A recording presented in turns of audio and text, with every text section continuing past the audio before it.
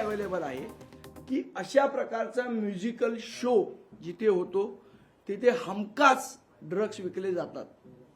हे जगभरात होत आहे. आमची मागणी ही आहे की अशा प्रकारचे शोनाच बंदी घालावी. ना रहेगा बाज ना बजेगी बासुरी. अशा प्रकारचे शो जिथे अरेंज होतात तिथे ड्रग्ज विकले जातात. त्यामुळे अशा प्रकारचे शो जे बाहेरनं येत आहेत इलेक्ट्रिक म्युझिक किंवा हे जिथे साधारण ड्रग्ज घेऊन सगळेजण येतात, हा एक महत्वाचा मुद्दा. दुसरा मुद्दा, याचं मार्केटिंग कसं झालं.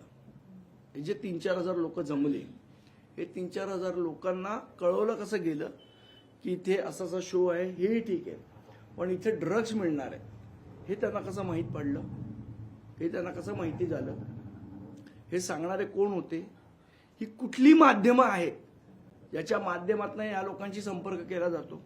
एक अतिशय प्रतिष्ठित असं मॅनेजमेंट कॉलेज आहे, जिकडची मुलं तिकडे उपस्थित होती. या कॉलेजचे जे महाविद्यालयीन आपलं जी तरुण पिढी आहे भारताची, यांना जर अशा प्रकारे बर्बाद करण्याचा कार्यक्रम जर कोण करत असेल तर ह्याच्या मागे कुठल्या विदेशी शक्तींचा हात आहे का?